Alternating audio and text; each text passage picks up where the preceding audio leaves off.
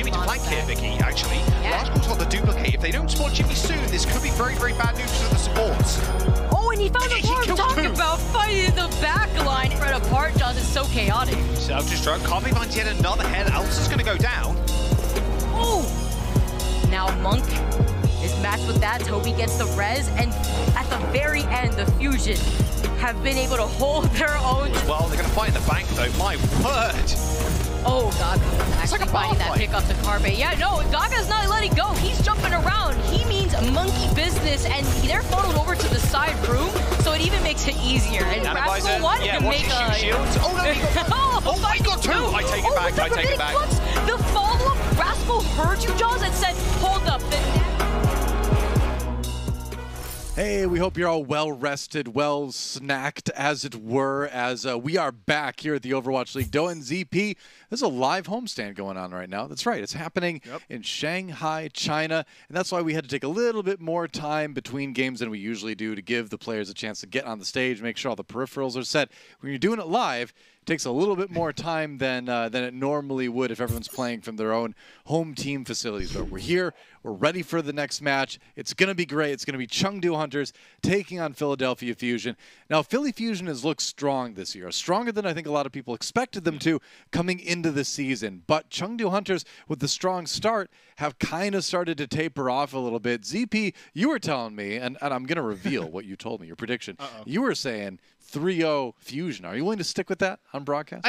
I am willing to stick on that. I think Fusion, they're hitting their stride right now. I also think getting a player like Funny Astro back in the lineup is incredible, right? Where, it's no shade on someone like Toby, but I think when you look for what you want as support, I feel like Funny Astro historically is just like the ultimate combination of offense and defense, where it's a player with impeccable mechanics, is pretty bloodthirsty by support standards, but doesn't really often get in the situation is like, I can't believe you fed, where, you compare the other supports that are out there, right? Where, probably more on the aggressive end of the spectrum would be someone like FD God that, really goes for it, but also sometimes pays for it with his life more. And, Funny Astro, a really well-balanced player. And I mean, it makes sense that even this late into the season that the Fusion would prioritize going, hey, we got to get this guy back in the lineup, even though, visa process late into the season, it's not easy, but, it is worth it.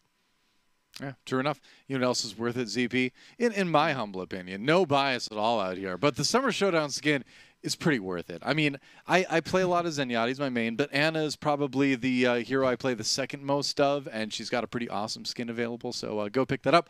I picked up mine today. Then I played a game. My team fed. It wasn't me. It was them. It was totally them. But the skin was good. The skin was good, right? But going back to what you were saying about Toby versus Funny Astro, I mean, it's funny that you talk about bloodthirstiness. Toby is like the boop god, right? More boops for the boop god, And he's been around the scene for so long. But at the end of the day, you just have to go with who is going to gel with the team best. And if Fusion thinks that's Funny Astro, and that's how it's kind of been looking, we'll have to see, right? It hurts my heart a little bit to see a player like Toby benched after the history he's had in Overwatch. But, the thing is, every player has his time. Every player has an era. And, Toby, he's going to have to maybe prove himself a little bit more to hang in there. Yeah, meanwhile, Hoppa is just looking at our shoulder going like, I'm keeping the spot. No. I'm still on the roster. Yeah. I don't know. I'm kind of bullish on the Fusion right now, which is funny because I feel like historically, it's not that there's any reason to go against or otherwise, but I feel like there's things that pop up where I'm like, I don't know if the Fusion have it right now. There's one thing or another that's going against them, but I don't know. I feel like this is a team that will rebound pretty strongly and, do well into the Summer Showdown. And now that I've said all that, watch it be the reverse and Chengdu just claps them 3-0. But hey, it's a caster's curse for you. We'll see. Yeah, speaking of Chengdu, we're going to take a look at the starting rosters fairly soon as the players are getting into the lobby. Looks like everyone's in there for the moment. There's our stage. Let's introduce the Chengdu Hunters coming out. And you may notice Amon among them. So there's been a little bit of, not controversy, but conversation about what the tank line of the Chengdu Hunters should look like. A lot of that's centered around Amon. He's going to be starting in the series today. What's your take on that? You know, between the two overall, like the overall body of work, it's still a little bit weird to me just because I feel like, you know, you look at a player like Gaga and I feel like Gaga offers like all the strengths of Among with none of the weaknesses, but, you know, it's always hard to tell, right? We don't have an ear to the ground to see the scrims that have been going on or the, you know, the decisions of the coaching and, you know, everything else that might play into it. I'm a little bit surprised that Among's gotten as much playtime as he has this season. I mean, yeah, very tenured player with the Chengdu Hunters. It seemed like it was Gaga's year, and you know the Hunters have decided to swap things up a little bit more, I suppose. Yeah, I mean, if anything, Among's always been a crowd favorite. He's been one of the most aggressive frontline tank players that we've seen in a long time. Obviously, he first was well known for his Wrecking Ball. That's still kind of his bread and butter.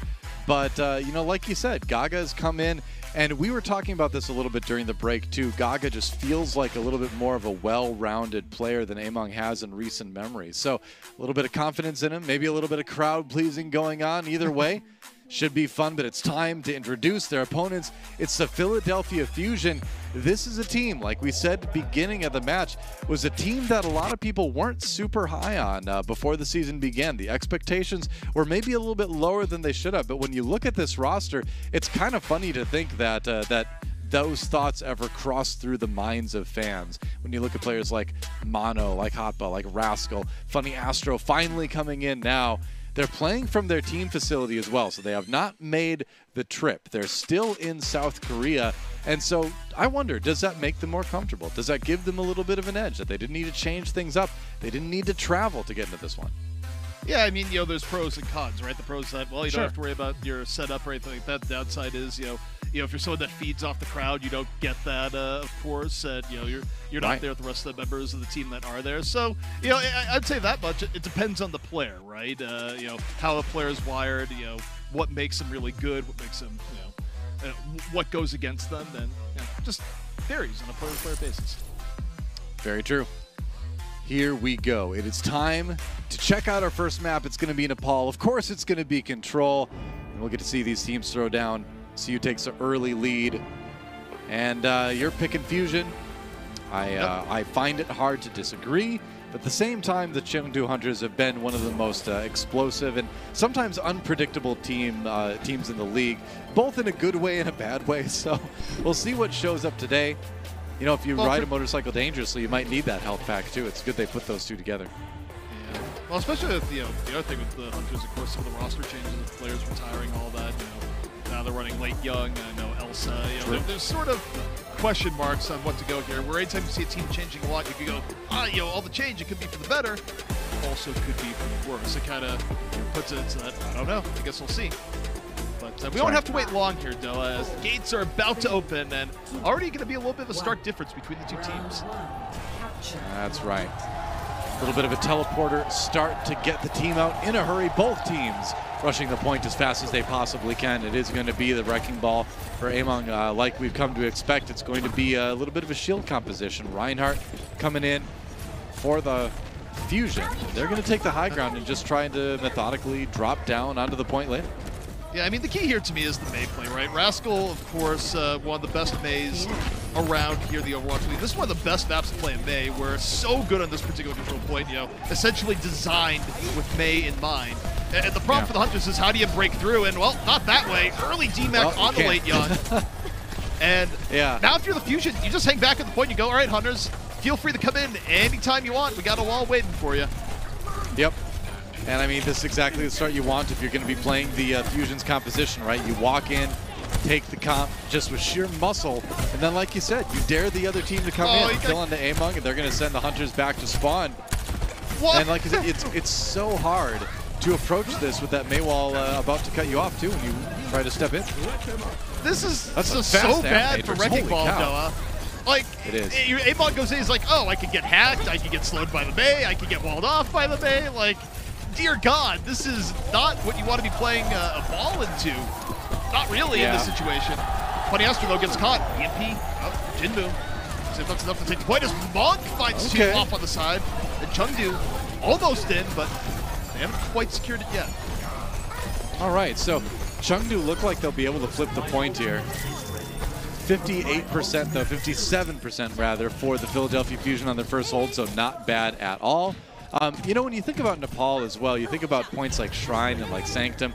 Those are points that can be a little bit easier for the Wrecking Ball to kind of maneuver, especially Shrine. So maybe you're not thinking so much about this particular point on the map in general. And, you know, if you win it, that's icing on the cake. Otherwise, you get it done on the other rounds.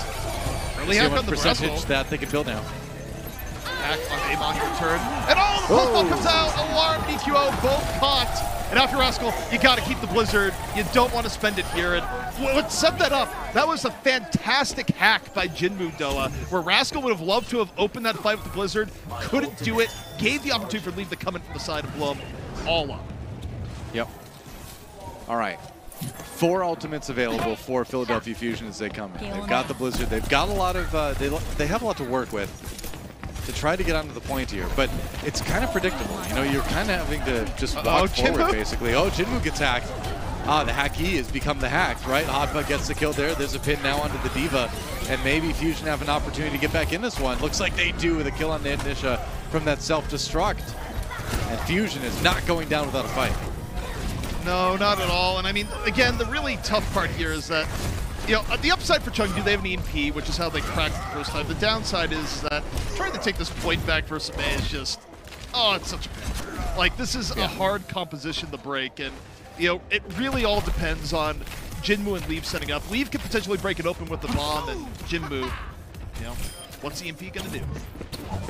Well, yeah, that's the thing. I mean, if you group up like the composition from Fusion is want to do, you're a little bit more vulnerable to that EMP. So we will see. All right, there's the EMP coming in. Hits 3. Alarm kills Monk early, though, so Fusion strikes back. They don't need abilities, apparently. The DPS Moira, people didn't consider. Alarm finishes off 2. Oh, boy, has the coal built up. That's what you see all too often now. Self-destruct to the back, Alarm dodges it. Still coaling around. Wow. This should be Fusion's round. Yeah, that's the end of the round. Philadelphia Fusion take it, and that was a statement. I mean, they come back in. They win the fight decisively. They shrug off the EMP in the ensuing fight as the Hunters try to retake, and that's looking good. The weird thing to me there is that, you know, we didn't have the greatest view of how it went on, is that, you know, the EMP comes out, you hit 3. You know, yeah, I get it. May's a huge pain on that point in particular, but going for Rascal over Alarm was probably a fatal mistake. I mean, I don't know how vulnerable Alarm was there, you know, towards everyone else, but getting Alarm down would have been a lot more useful. Here's a Leave 2K with the Pulse Bomb. And that was nice. I mean, EMP got off, but it didn't really help him too much. But ultimately, it looked like the Hunters needed a little bit more than that. Here we go on Shrine, and this is going to be Among's playground. This is a much better point for the Wrecking Ball to excel. So we'll see if they can turn that into a tie map. It's also a little bit worse for May. It's not quite... I mean, it's still not bad for May, but obviously you can't lock down quite as severely as you can you know, in Village. So, you know, overall, a little bit of a better matchup for the Hunters. Ooh, funny Astro. Attacked earliest. Yep, funny Astro always rides that line of life and death all around. Yep, no surprise there. Now Rascal was hacked. Fusion still hasn't taken the point quite yet. As the Hunters are contesting it, there's a kill on the Monk though, and that's going to pave the way for Fusion to maybe come in and finish this one off. Oh no, hey Monk! Oh my. Yeah, sometimes you get body blocked on all sides even as a ball. That was a little brutal. Oh, and then a little bit of a delay on Late Young. Couldn't do much more. It's a little bit more dangerous delaying the Divas now because of the damage that Call Down Mech does. So he was low health anyway, so I just take it. Oh, finally Astro finds a late kill onto Jinmu, and that's big. They're going to get back in time to make sure this doesn't get flipped, but getting that extra kill on the Lucio late is so nice. Also, you take a look at the ult situation here. God, Fusion is stacked for this fight. Okay, well, Leave between the hack and Alarm there. It does not work out, and that's so bad for the Hunters in that you don't force the Fusion to use any of their quickly mounting resources. You just kind of lose your Tracer for free, and you lose a lot of progress as a result. Yeah, things looking a little bit sloppy for the Hunters at the moment. You can't give up picks like that if you want to try to take the point back, especially being down around as well. Leave looking to make another hero play with a Pulse Bomb here. He's got it. Funny Astro really low. He's looking for Astro. Oh, the support. EMP comes out. 3 hit. And oh, look, Astro shaked all the pressure, came back in, dropped the beat. Hoppa eats the pulse bomb. That was masterfully executed by the Fusion, Doa. And it all basically happened because Astro was able to shake the pressure and then come back in. I mean, yeah, that's another EMP that the Fusion basically didn't even feel. They were like, LOL, we're all analog. And they were able to win that fight no problem. And what is it about today and like Divas eating pulse bombs? Because that was one already from Hotba as well. Yeah, I don't know. All the Divas were starving relative to the homestand. They're just like, we're not going to feed them. We want them hungry, Doa. That's right. Like the lions in the Coliseum of ancient Rome. You just starve the Divas to make them hungry for pulse bombs. There goes Monk. I'll tell you this much, Hoppa's feasted both on eating bombs and eating Zens, as it turns out. Moving on in. That's the truth. This one is just about over. I mean, EQO gets caught, but the Fusion have enormous presence on the point. And that's it. Wow. No overtime even. Philly Fusion with about one of the quickest 2-0s we have seen on Nepal. And it got to feel good after that one.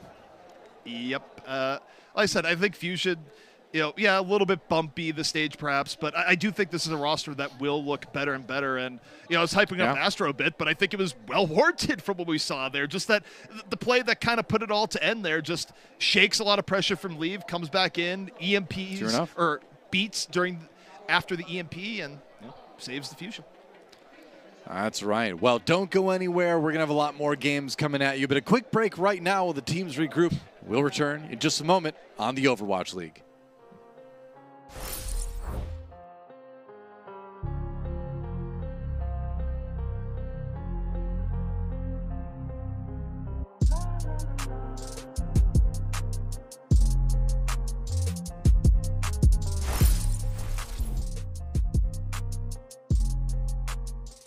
The Overwatch League is brought to you by T-Mobile, America's largest and fastest 5G network. Set your sights on the competition with T-Mobile.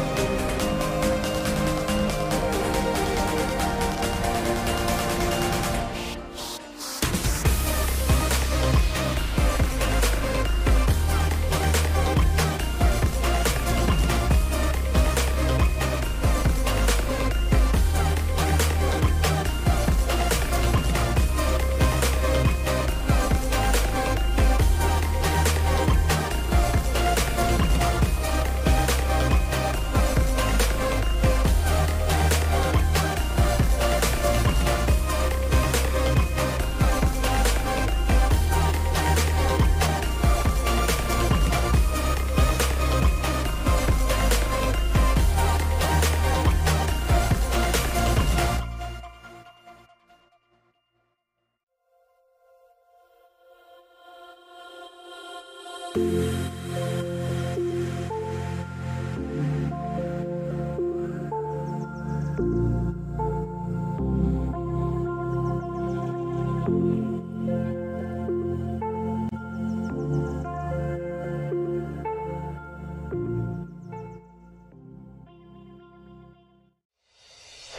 Overwatch League is brought to you by Coca-Cola, the official refreshment of the Overwatch League, and by IBM, the official cloud and AI partner of the Overwatch League.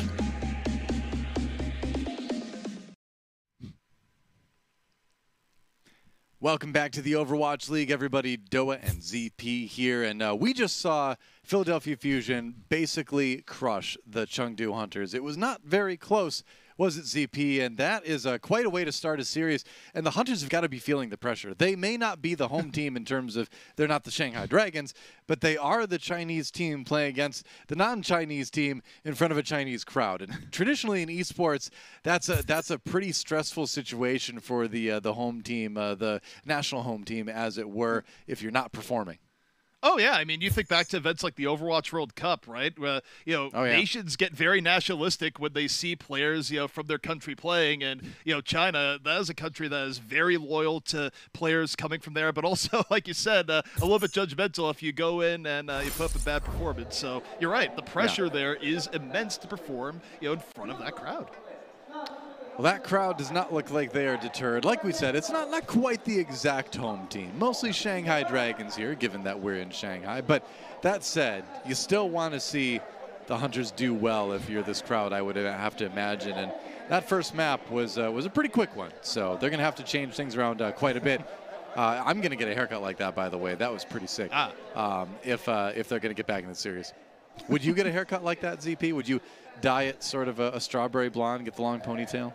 I've never dyed my hair nor had a ponytail, but there's always room for evolution into the future. I can't say it's gonna be tomorrow. I can't say it's gonna be next month or even next year. But time changes us all, though. You don't know what the ZP of 2024 will look like. So yeah. That's true. Stay tuned. Might have a pretty bright purple, or kind of, it was like a purplish pink hair and a long ponytail. I could see that. Honestly, Don, I will give you a teaser, though. 2024 long-term goals. Chat, I'm planning to get absolutely jacked. That's right. Like, 5% body fat, just nothing but muscle. The world's not ready. The P in ZP will stand for power then. Exactly. That's right. I don't know what the Z stands for, but we're only concerned about the P at the moment. Yeah. Everybody waiting for the match to start. Philadelphia Fusion waiting on that game, and we are getting into it right now. We'll see what the next map is going to be. It's going to be our assault map. It's going to be Volskaya Industries. The Hunters looking tense at the moment. No swaps made as well, by the way. Gaga still not in. It's Ameng, or Ameng rather, for the Hunters, and I don't know. What do you think about this one? It's one of those things where, right? I will say on a face level, it doesn't make a lot of sense. Clearly, there's information we're not privy to. I think based on what we've seen from public performances, this is a little weird.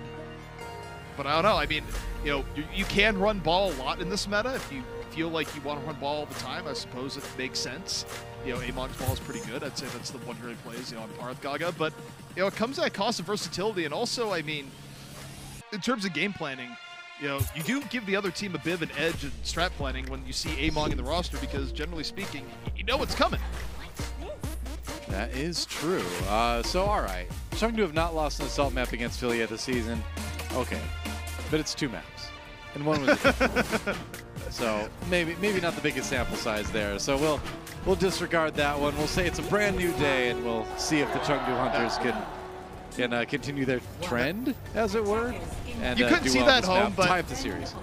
I'm pretty sure Doa pulled out the finger guns at production there, like at that stat. Yeah, it's just like took a few shots. I don't know. I don't like your I'm all your for stats. I love me some stats, but that might have been a bit of a reach. Well, ooh, speaking of going for the long flank here. Yeah.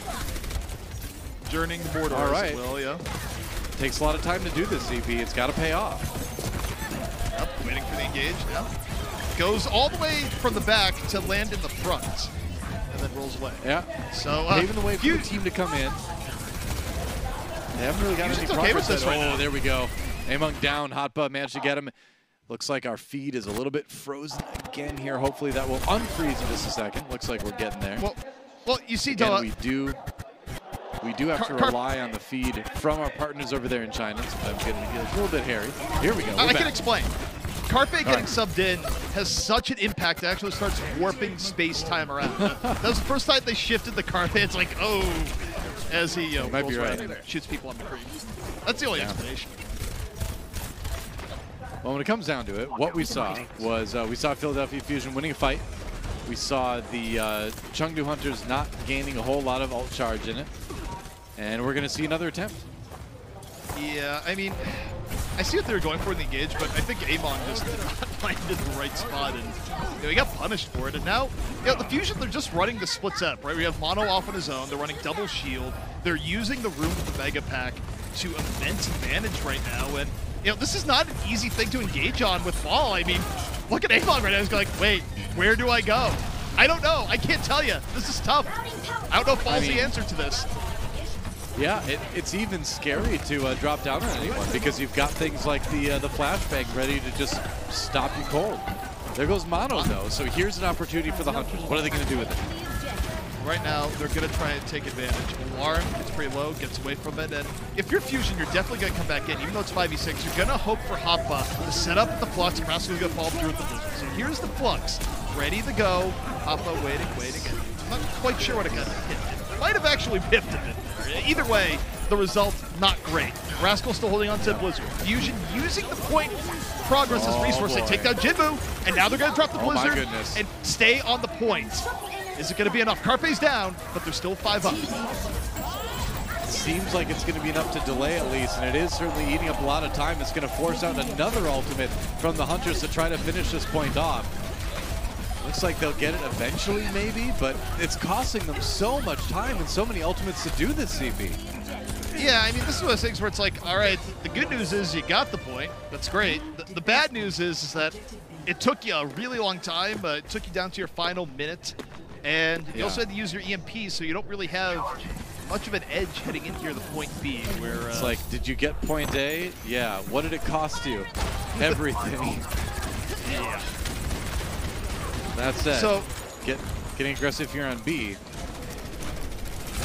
Ideally here for Hunters, you don't want to spend much. You want to at least get the round, right? So the wall's going to come out no matter what. And they get the hack on the Astro.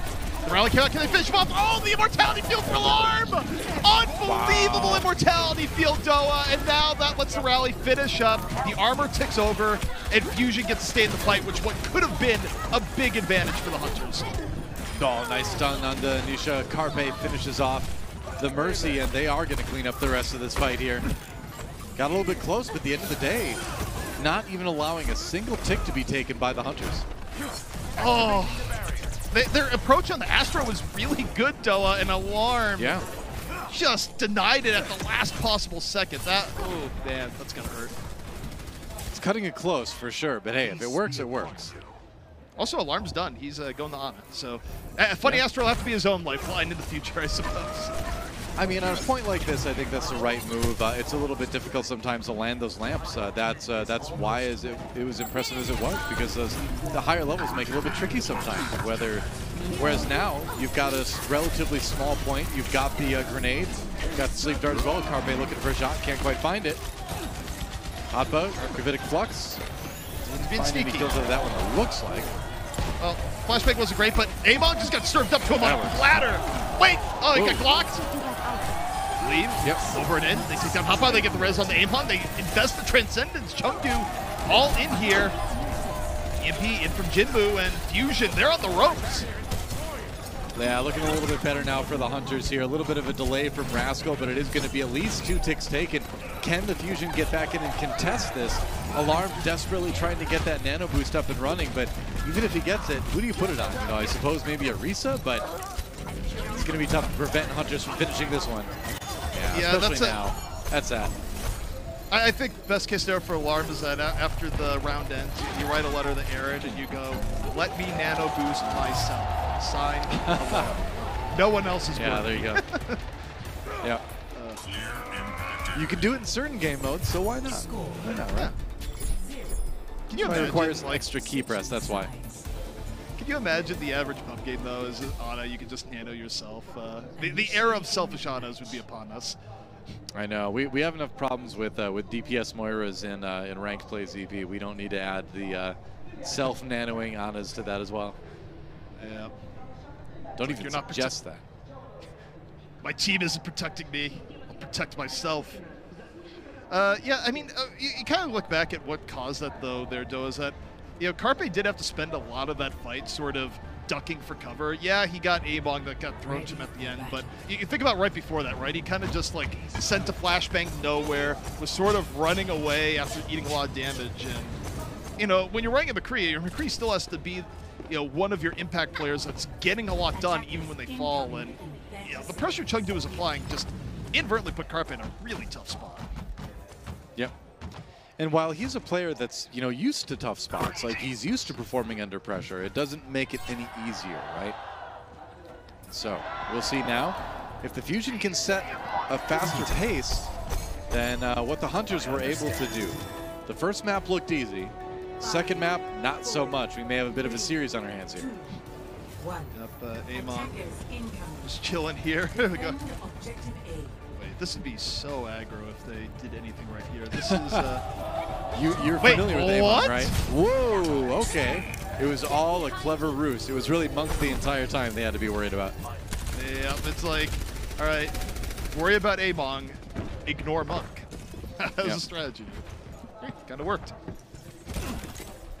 All right, waiting for the Brigitte to get back. It's a long wait sometimes. She's not known for being fast. Except during not exactly, but you've got that opportunity now to go into the room. See if the Hunters have any plan for this. And Fusion kind of runs it down mid. They'll go for the longer rotation. They go, we're going to bring it to point. Going to try to take over the health pack. Carpe under pressure, looking for opportunities. Jinmu on the side, already 50% to EMP. And again, the Fusion, they're just assuming the position they had on the defense here. Mono in the small room, the rest of Fusion off to the side, and Amon gets caught early. So this is clever positioning for the Fusion that they use on offense and defense. Yeah, and it works. You know, you take that hard point by the health pack, you're good. You know, there goes Nisha taking down Rasm, comes into the melee because the defense matrix can't stop that. Lead gets a kill on the Carpe, but it doesn't matter. Alarm comes in. Hot Buzz well trying to equalize. It is definitely a back and forth fight right now. But Philly still has a little bit more of an edge, and they've got 2 ticks and counting. Yeah, I mean, there's kind of a Leave X factor, but Leave's at half HP, and you know, as good as Leave can be, no. Also, Jinmu, save the Eve. Thank you. I think I would have lost my mind if for some reason Jinmu dropped Eve. It's like, no. Right, and look at all the time that Philadelphia Fusion have now. Over 5 minutes in the time bank to assault point B. That was really fast. And I'd be sweating if I were the Hunters right now. Yeah, I'd be sweating, but at the very least, I would go, okay. You know, you have the Transcendence in reserve, and most importantly, you got EMP, which you should lead with before Amon dies! Oh, no. Amon gets caught! Uh-oh. Oh, Amon. No. EMP might not save you now, Doa. That is an absolute beef. And they lose Leave! Hotbot from downtown! Like, no, don't tell me about poke. I'm keeping the spot. Blizzard's out, but it just... The EP comes out at a just awful time. You're already down so many people. This is awful for the Hunters, and you just can't lose your main tank that early, not when you're relying on ult to win the fight. Goodbye. This is my goodness. Philadelphia Fusion crushing this point right now. This is going to be one of the faster times we've seen on Volskaya in recent memory. We'll see how long the Hunters can delay this here. They can stretch it out a little bit more, but just the individual plays coming out from Fusion. Hoppa taking out the Tracer on the other side was so impressive. That accretion is tough to hit in a moving target like that. 4 minutes and 3 seconds in the time bank for Fusion. Some smiles on the faces of those players, and well-deserved, as that was a great attack round. Yeah, and look, if you're the Hunters and you're doing review on what just happened there, look, there's a golden rule in Overwatch where if you have a fight that should be wrapped up by ult advantage, don't give up a pick doing something stupid. And there is no reason for Amon to be that far up to get picked off when really all the Hunters had to do was rope-a-dope and wait for Jinmu to find an EMP. That was their win condition. If you lose people early, then it's like, we're throwing an EMP versus 6. It's like, well, if you have 3 or 4 people at that point, it's not going to do much. You don't have the follow-through. Yeah. Big round for Fusion. I love seeing Alarm getting all those final blows at the end. That's one of those situations where it's like you do that, and you know you didn't really get all those yourself. You know, you capitalize on like the shield bash and all that, but you're like, oh, why do I have gold limbs, guys? What's going on? Gold, by the way. Just I really hear it endears yourself to your teammates when you're losing really badly. That you just rub it in their face and be like, I got gold medals, guys. I don't know about you. It's not my fault. My personal performance is superior. Here we go. Tall order for the Hunters to try to attack here. You know, even if they do take 2 points, they're going to have a lot less time left to do it with. They want to at least get some progress going on A, though. I think going to can't the be Hanzo slow here, the Hanzo is kind of smart away because, I mean, you know that the odds are against you, but one arrow is all it takes to really shape things around. Are you likely to get it here? Not necessarily, but it's explosive. Amon, meanwhile, rolls to the back, and this guy gets ignored. Don't even look at him like, ooh, nice shots. I like it for those reasons. I also like it for the Sonic Arrow and the information that it gives you early on, but Jinmu needs to get some kills. You need to get those supposed to get the Orisa. Mono's so low. They need to go finish Mono. No, you can't let Mono escape. Mono's still alive. Oh no, he finished off lead. The focus fire was lacking. Oh dear. Gosh. Wow, and if you're Jinmu, that's got to be so frustrating. You did a lot of damage with that Hanzo, but just no one was there to finish off the kills, and now also, you've got 15 seconds. I think could have dove Mono a little bit higher there. Like, he had him low, and then went to the outskirts of Amon. Just, oh, no. That's happening a lot today, Noah. It's happening a lot. It has. It has. Oh, nice pick. Nice right click on Nisha from Rascal. And I think a lot of Hunters fans out there are going to be wondering where Gaga is after this map. We love Amon. We love watching the Wrecking Ball, but that was a one-sided round, again coming out of the Philadelphia Fusion on defense, and all they're going to need is just that one tick on point A to win the map and go up 2-0 in the series. Also, I can't believe Mono didn't die. Like, how is it Orisa of all hero? Like, that? It's not a very mobile hero, Noah. It's not known for its surprising grace and agility. Just Mono's just like, I guess I'm just gonna walk out, and it's like one of the biggest, slowest arrow targets ever, you know. And then Mono, like, what happens because Mono lives? He kills 3 people. It's like, guys, your focus fire, come on. Whew. Yep. Well, that'll happen. And like I said, that's, if you're one of the damage players like Jinmu and you're landing the arrows, you're not getting the kills, but you're landing the arrows and doing significant damage, and your team just isn't finishing those kills off. That can be very frustrating on a personal level. So we'll see what happens here. I don't think we're going to see the Hanzo come out again anytime soon. He's going to be on the Sombra right now, which seems like a pretty good choice, given the ability to hack players like Rascal for easy kills, low mobility, not able to ice block. You can take that Mei out pretty quickly. Same with the Orisa. She's kind of a sitting duck if you get the hack off. So Jinmu basically going for the pick this time to create those opportunities, and all you need to do is take a lot of time off the time bank. You need to get those picks at the beginning of every fight.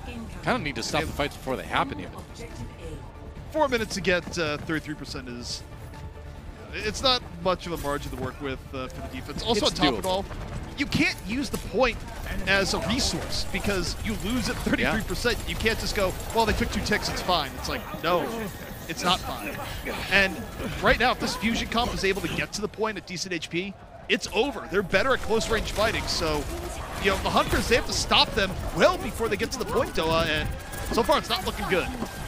Yep. See all the healing from the Mercy trying to be done by Nisha right now. Leave circling around the side. There's a hack on the Hotba. In a little bit of trouble, but he looks like he's going to be able to get out of it. Fusion's done such a good job keeping everybody alive. That is a super fast amplification matrix. There goes Late Young. Bob is in.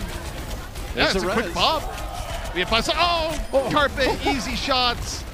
And here's the problem. It's not a bad counter fight here from the Hunters, but they lose Monk. they've bled out enough that, guess what? Fusion has a spawn advantage here, and even with Carpe going down, there is a window where, you know, they're going to start poking and prodding. Now, Jinbu comes back in, so it's not as big an advantage as you might think. And, you know, I think the Fusion, with the time they have to it, they might actually just wait for a full 6. Yeah, you might. You might as well. I don't think that'd be the wrong answer. You know, again, look at the ultimates. They've got Rally coming in. They've got the Deadeye, so they've got some opportunities to maybe pick some members up on the Hunter's side and take the point. Remember, all they need is just 1/3 to end the match. Now, the upside here for the Hunters is that this is a very winnable fight. They have to win 2 fights as long as Fusion doesn't take forever in this situation. Sure. But the EMP is, I mean, should set this up quite well. And that's a 5-man EMP dog. But look at Alarm! It's an even bigger immortality field. Alarm was the person that get hit, and the Fusion, they're totally fine. The Rally went off right before 2, and the EMP doesn't matter. The Fusion masterfully play around it. And now they're through the biggest hurdle. Deadeye from Carpe, where's the Cowboy? Any skulls coming up? He's looking though, and no. Decides no. Doesn't find it. Oh man, Among very lucky that the flashbang stunned him around the corner there. Okay, so now it's all in hot button, the Gravitic Flux. Oh, they got Nisha! And Mog. The DPS. Both supports down. No, he had Transcendence, Noah. He had Transcendence. Ah, this is done. It's a tragedy for the Hunters, but it's a masterclass by the damage dealers of the Philadelphia Fusion to get those picks to close this one out. And that's a 2-0 lead for Philly at the end of Volskaya. Yep. And I mean, the Hunters played reasonably well there to an extent, but the Fusion played even better where when you get a 5-man EMP and the response is just like, oh, they've rallied and we didn't hit the BAP, so I guess we get nothing. It's like, oh, not ideal. Yeah. And you don't want to be getting a 3-0'd on stage here if you're the Chengdu Hunters. We're going to take a quick break, but we'll see if they can make this into a series or if the Philadelphia Fusion will get the clean sweep. Don't go anywhere. The Overwatch League will be right back after this.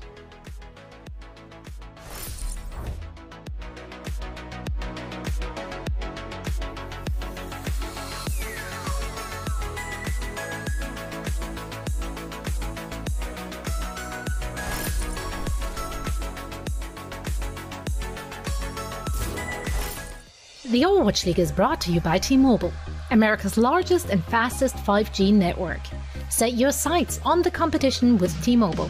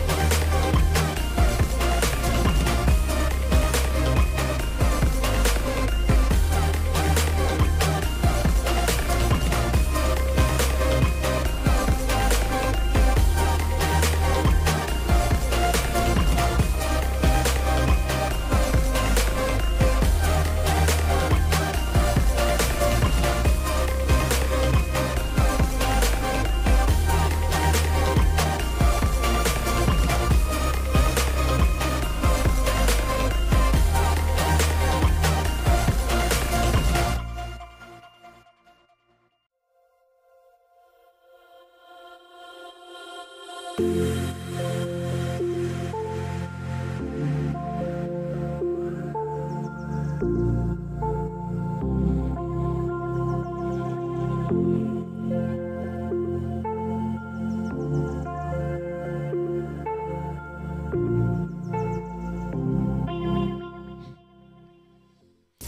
have returned here on the Overwatch League, and ZP, it's not looking good for the Chengdu Hunters. They are down 0-2 to the Philadelphia Fusion, and it doesn't look like that's going to change anytime soon. I mean, they did show a little bit of spark of life, I would say, on Volskaya. They were able to complete their attack round with a little over a minute left in the time bank. Not bad, but they just got crushed so hard on defense that, I don't know. I mean, it's hard to expect anything other than 3-0 at this point. Yeah, I mean, between the two, I mean, the Fusion are playing as a complete team more often than not. I mean, yeah, they had like one moment on Volskaya where, you know, they kind of got a little bit confused. But other than that, I mean, the rotations for the Fusion have been clean. The execution has been there. And the Hunters just look all over the place. And I think, you know, if you're a fan of the Hunters, you have to look at this team right now and go, okay, we've made a lot of roster changes.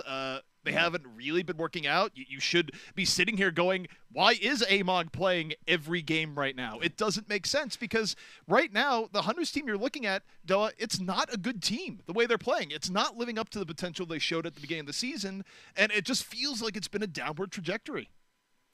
Yeah, I got to say, I'm pretty surprised. I mean, we're looking at the lobby right now. We can see Among is still in. There's not been any roster changes or anything like that. And that's surprising to me because I feel like when we saw the Hunters at their best earlier this year, Gaga was a big part of that. And, you know, I mean, everybody previously enjoyed watching Among. He was a very explosive wrecking ball, right? But I feel like those days are done. You know, I think a lot of fans of the Chengdu Hunters would say that Gaga is probably the future, but we're not seeing him in the series. So it's a bit of a mystery. Again, it's kind of similar to our last series as well, where both of the teams in this match are 1-1 overall in the Summer Showdown. And that means that this match means a lot. It's a difference between a winning record and a losing record, and the difference between getting 2-2 as your final possible score, or, you know, 3-1, right? And making it maybe farther into those knockout rounds. So there's a lot riding on this other than just winning and losing a simple single match. Yeah, and I mean, right now, unless something drastically changes, where, you know, admittedly, if there's a team that can, you know, really shift their level of performance in the middle of a series, it is the Hunters. It's kind of what they're known for. Also, if there's a team that can beef a 5-map series, oh boy, is it the Fusion? They're professional experts. You're not wrong. At just, you know, breaking your hearts in a longer series that they probably should have won, but. I know right now on paper, you know, you put me on the spot going like, well, what do you think it's going to be? And I predicted 3-0 Fusion, and I've seen nothing to change my mind thus far. I have not either. We're kind of waiting for the game to start at the moment here, but it does certainly look like dire straits for the Chengdu Hunters. But, you know, looking into it a little bit more in depth, specifically with the Hunters, you know, what needs to change? I think one of the things we can kind of look at is their engages. I think, you know, I feel a little bit bad continuing to kind of focus on Among like this, but the way that he's been going in, getting himself isolated a little bit from time to time is tough. And it's equally tough when you try to play a composition like that into a composition on the other side that has things like the halt, the flashbang, lots of ways to shut that wrecking ball down naturally. So it's not like it's easy for Among either. Now, we do see one substitution on the Hunters, but it's in the support role. We have Yveltal coming in.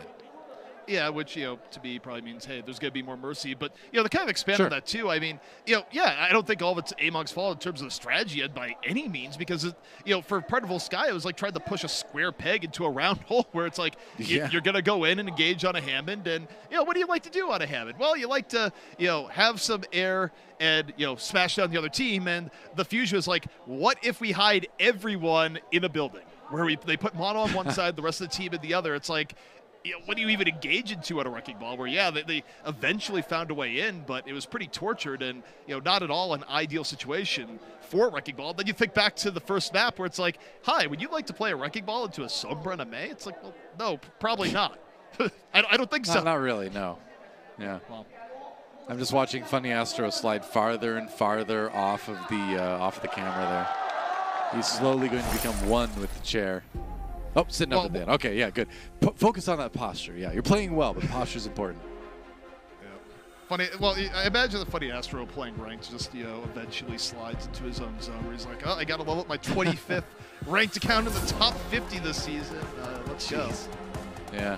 The man plays a lot of Overwatch, like a lot of Overwatch, even by other standards. Or at least for playing the Overwatch from time to time. Yeah.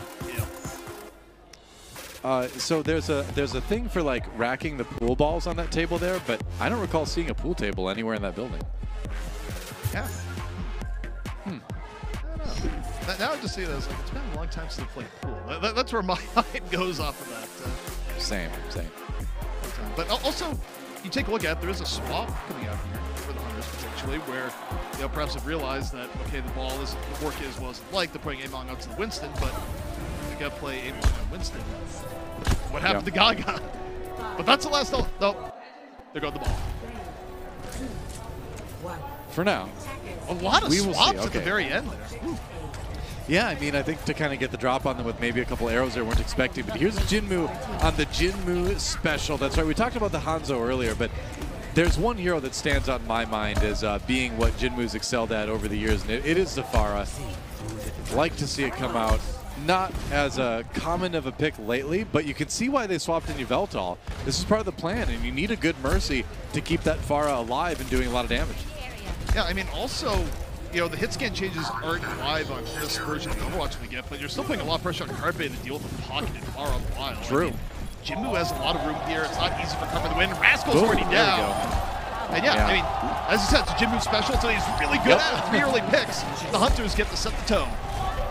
Yeah, and a big part of the point of this Pharah as well was to be able to dislodge the enemy team from the high ground with the concussion round. But, it ended up just being picks, right? It ended up just being sort of causing the Philadelphia Fusion to have to scatter a little bit and then not being able to outrun the Rockets. I was going to say, and they swapped too quickly, but it makes sense to go to the Ashe over the McCree just because of the long range advantage here, that probably a little bit more pressure. That's exactly what Carpe did. He saw that, he's like, no, I'm not fighting this with McCree. It's still gonna be tough without a pocket, but it's more even at least. I would say though, not having a D.Va to help with this is a little bit tough. I feel like they feel a little bit committed to the double shield, but if they keep having issues, you gotta think D.Va is on the way also. As Leave catches Carpe. I mean, the can do whatever he wants. If Carpe's down as well, there's really nothing stopping Jinmu at that point. I mean, I suppose you got the Baptiste, but the Orisa and the Sigma are not going to be able to handle this Pharah very well. The Tracer certainly can't. So you really have to keep Carpe alive. And so there's a lot of interesting pressure on Philadelphia's comp right now in terms of, trying to structure a little bit differently. Rascal does get the 1v1 kill on the Monk. Oh, but Leave is there to get the equalizing, and Yveltal has the res. So doing pretty well there. So Barrage are going to get mono and more. I definitely think this calls for a tank line swap also. Where Jinmu can just do whatever he wants right now. Leave's doing a great job of keeping Carpe in check, and it's real hard for an Orisa Sigma to do a whole lot about this. They're going to give up point B, and all right, they're swapping the Winston, and I think Hoppa stays for the Flux and then swaps if they have time. Exactly. All right, there's the res. And only a little bit to go and a lot of time bank to do it in for the Chengdu Hunters.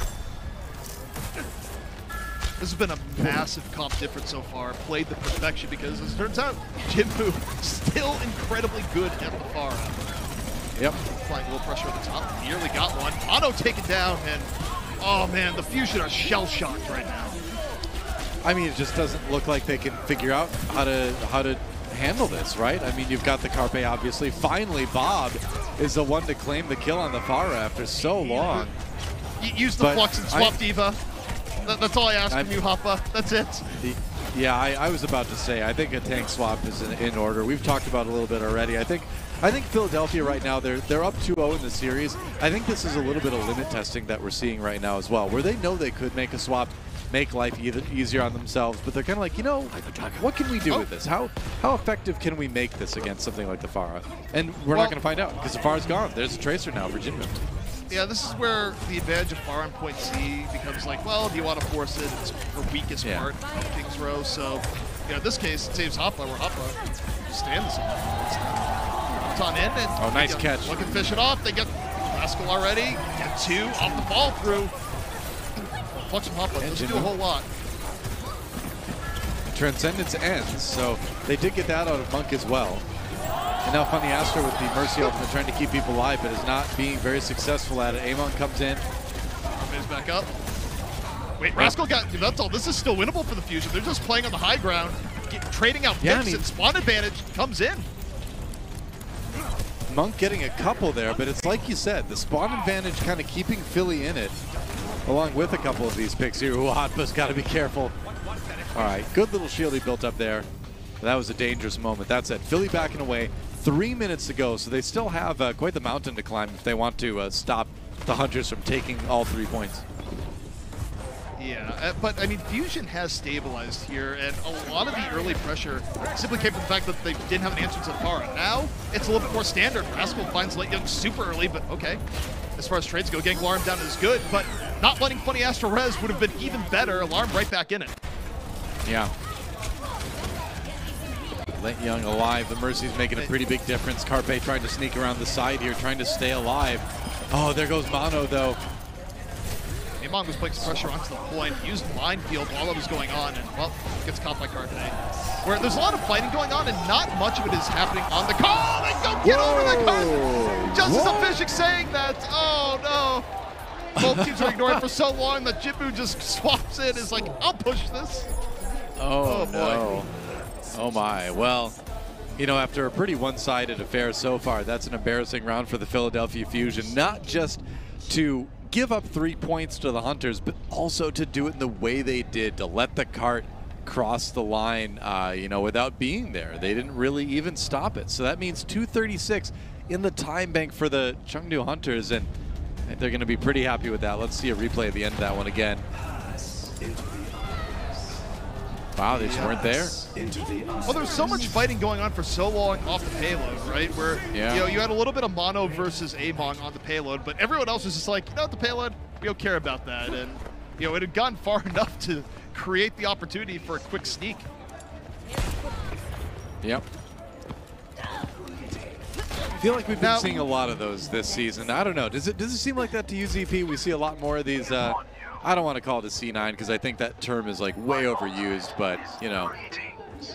It's definitely happened more than expected. I would say that one was one of the less egregious ones. I think it just both teams got caught in a back-and-forth battle. There was a heads-up play by Jinmu, honestly. But now we head into here. I do think this is one of those maps where Fusion definitely could bring it back and then some, because the nature of the dominance the first round was a lot more off comp than anything else. And you know, it's harder to get that sort of comp win on the defense because the offense, you know, has more of an edge just swapping to adapt. And already a quick teleport up to top, looking for LeTyoung, and oh, they get him! Yeah, this is an engage that we've seen a lot of teams starting to use on this map and others. LeTyoung does get res, but Philadelphia Fusion manages to claim their spot. And this is designed to remove the Ash from the high ground. This is designed to be able to take that pressure of the hit scan away from your team when you're trying to take the point. Now they teleport back down again. Monk is dead. Philadelphia Fusion with a great chance to take a quick point A. Yeah, and I mean, even with Yveltal able to get the miracle res, you take a look at the point. It's not great for the Hunters. They're going to have to commit back into. They're hoping Beam finds something. Jinmu already down as they try to recontest. Kappa just gets a chase on the top. This is where Carpe, well pocketed, can just build up the beam. As Fusion continue to add progress to the point, though. At 97%, not far to go. Yep. I mean, you turn the whole point into one big cat and mouse game, right? Where Ash is the mouse and you're just trying to chase her down. And that works. Well played, Symmetra engaged by Philadelphia Fusion. And, you know, you just got done mentioning, I feel like, ZP, where the momentum has been with Philly whenever they've been able to, it's going to be a Sombra, whenever they've been able to, you know, swap over to the offense. They've always looked better so far in this series. Well, also the Pharah, I mean, on one hand, smart for the Hunters to go back to the Pharah. On the other hand, it's not going to have as big of an impact, or at least it shouldn't, with the D.Va on the field. I mean, D.Va alone is something that just makes it a little bit tougher. Now, Carpenter's Sombra is a little bit interesting where, you know, it's almost like he's going to go around and actually look for hacks onto the Pharah here. Leaves already down quickly. And Hoppa has to be the linchpin here. The protector moves forward and also neutralizes a lot of the Pharah. Yeah.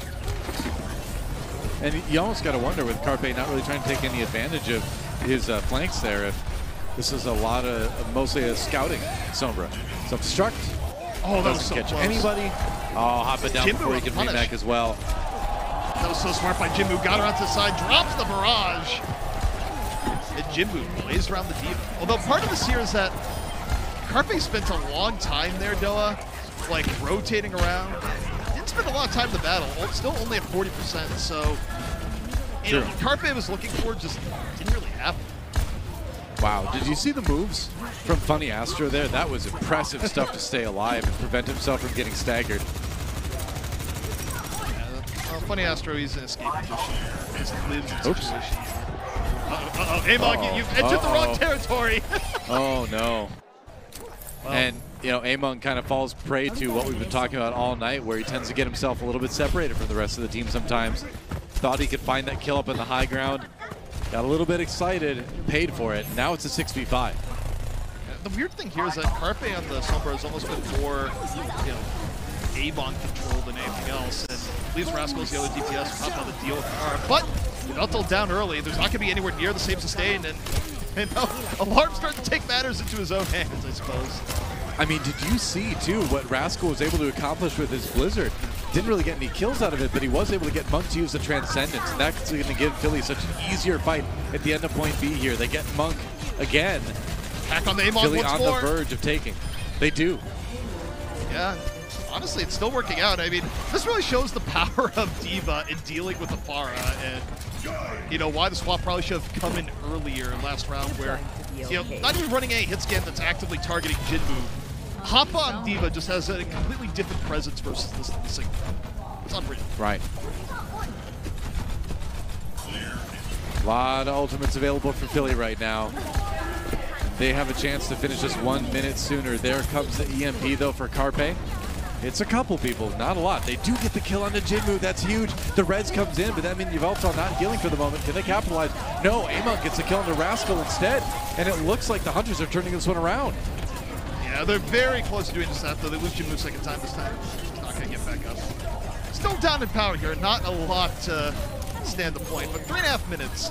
You know, they have time. Albeit, you know, not much time if they want to set at least something equal. Hunters got through here pretty quickly. Right. You kind of got to win the next fight in a big way if you're Philly and you want to get the same time bank as you gave to the Hunters. There's another hack. 3 people on Philly hack. There goes Mono. Oh boy, ZP. Are we going to see a map 4? Right now, it could be in the cards. I do wonder in terms of swap-ups, you don't have to deal with the bar anymore. You see Leave on the Sombra, Jibu on the Hanzo. Yeah, this is where I wonder, you know, does Philly do one more swap? They have the time to do so. Or they could just push through with what they have here in I don't think they're changing anything up support-wise. Right. Oh, nice sleep dart on the Amon. Always feels good to hit a moving target like that. Nano to save him. Oh, but doesn't even save it. It just forces resources out. Wait, he's gonna get away? Sound barrier. All right, everyone just throws ults in there, and to a degree, that's better for the Hunters. The problem is they lose Amon at the end. All those resources still down. 6 on 5, the Fusion moving forward. Everyone's super healthy right now, Doa. That's the real problem. Rascal, though, get hacked. Rascal get away. No, he can't. Yveltal chases him down on the Brigitte. And the Fusion, they had momentum, but now they're getting forced out. Yep, that's right. 2 minutes remain for the Fusion as they try to end this fight as fast as possible and go back to spawn. Oh, an Alarm not able to escape there. That's a nice little stagger from the Hunters. And the Hunters have played this defense pretty well on point C. Yeah. All right, so the Hunters right now holding firm with what they're swapped in the defense. Now you see the swaps to the Fusion. It probably would better do this a little bit earlier, but how y'all do? Now Echo Ash. Problem here, though, is that the EMP is still going to be immensely hard to play around, barring some terrible mistake by the Hunters. Right. Now just looking better. Oh, Rascal swaps over to the Echo. We don't see a lot of Echo right now in the meta, but seems like a pretty decent pick at the moment. Carpe gets one to leave. It looks like it's on the damage dealers to carry here. Philly's decided. Okay, he just barely tilts away before getting just isolated. Fusion, though, still a pretty big advantage. Rally coming in from Yveltal. Down to a final minute for the Fusion. They wrap around and get Carpe. What in the world? Mono, though, fires back, deals with Jinmu, swapped over to the Widow. Alarm gets caught.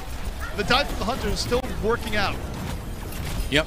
This fight falling apart. You can see Mono running for the hills right now, going back to spawn, because the Philadelphia Fusion know they only have one more fight in this map right now if they want to try to stay alive. I mean, we may not even see extra rounds. The Hunters may just take the map right here. Well, if nothing else, I mean, they're not going to lose the map at this point. That much is essentially guaranteed. Final 20 seconds left here for the Fusion. Can they at least play for the draw? Bomb up over the top, catches Alarm! Oh, and the Resurgence coming in. Yeah, leave onto the Echo as well, doing some serious work. And ZP, I don't think the Hunters are going to go down without a fight here. I think we're going to see a Chengdu Hunters victory. They get it, and this series is going to keep going. Why settle for a draw when you just end it right there? And yeah, exactly. I mean, the biggest story to me, really, when you look at this map, is that the Fusion got stuck in a hole they simply could not get out of back on their defense, where you know, Jinbu, go back to the beginning of his tenure in the Overwatch League, incredible Pharah. To this day, still a really good Pharah. You have to be prepared to deal with this possibility if you're playing against the Hunters. And you know, the response from Philly, especially on round one, not great. The Fusion not prepared for the Pharah. We'll see if they can get prepared for the next series to try to win it, or if the Hunters are going to send us to our second Game 5 of the night. Don't go anywhere. The Overwatch League is going to be right back.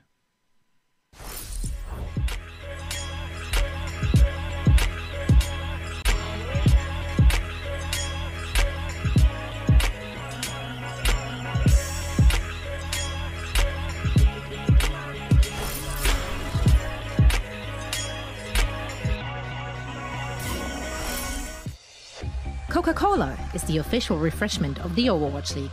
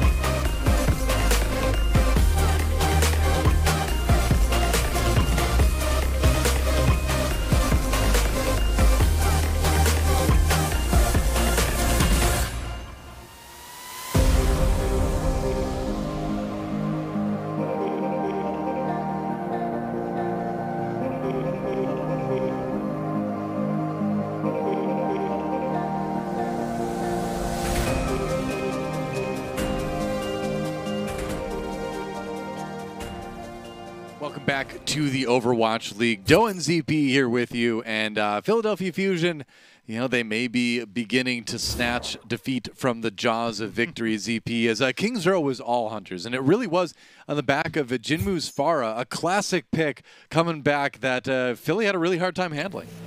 Yeah, and I feel like the Hunters have just done this a lot in their history, right? Where they go, we're going to play something that isn't really the meta because we have players that are incredibly good at some of these things that, you know, you don't always see in the meta. And wow, Jinmu's Pharah just crushing through. It's like, it's incredibly good for the Hunters, don't get me wrong, but it's also like, Philly, you should have had this somewhere in your game plan. Now, what's interesting to me in terms of, you know, looking at new trends with the Hunters is that we're heading to Junkertown, and in terms of swaps, this is usually where you'd see Jimmy get swapped in, but, you know, unless it's going to be really late, Jinmu is still in the lineup. So this is, instead of seeing leave Jimmy or Jinmu Jimmy, you know, Jimmy's nowhere to be found. So it's kind of interesting to see the Hunters and why they make roster decisions and, you know, for what purpose.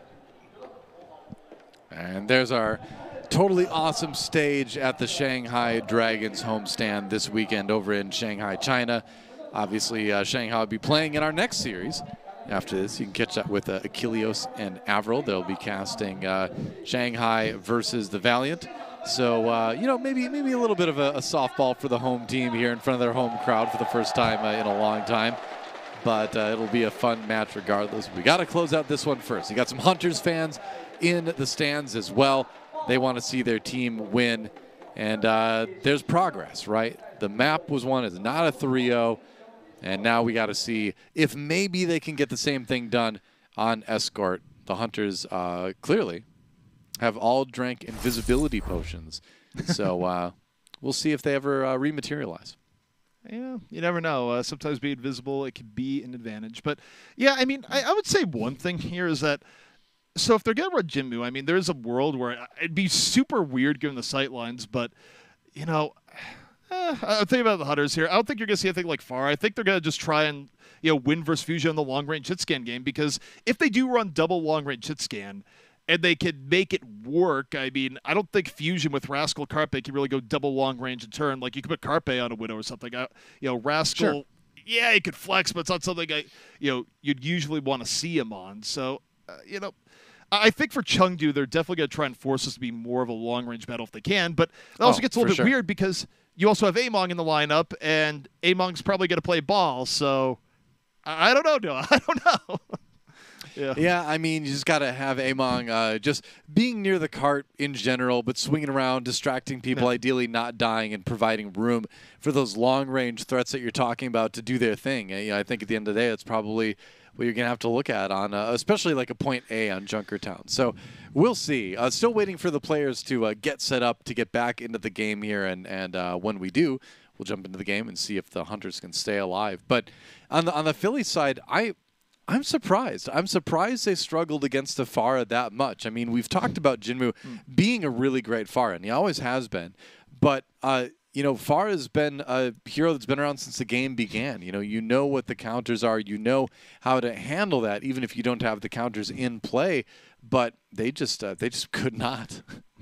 Well, again, I think for the Kings Row defense for Philly, it just came back to the defense, right? Where they quickly made a swap from McCree to the Ashe, which I think was good. You know, the swap Carpe over there. But the problem is that it's still an Ashe going up against a pocketed Pharah Mercy. You still need something like a D.Va to, you know, help patrol the skies. They were running Orisa Sigma for a long period of time, and, you know, Jinmu didn't really have to care about that to us. So, yeah, I mean, I don't know. The Philly swap, I think, was, you know, lackluster to say the least. But, you know, for Philly, it is just one map. They have a chance to close out here at Junkertown. But, you know, I wasn't trying to be a prophet or anything I was saying earlier is that, you know, this is sort of a weird, you know, opposites attract sort of thing. I don't even know if you say opposite attract, but it's more so like between the two teams, Chengdu really likes coming from behind in series after having oftentimes, you know, a bad start. And Philly likes throwing away series away that oftentimes they should have won. So, you know. Yeah.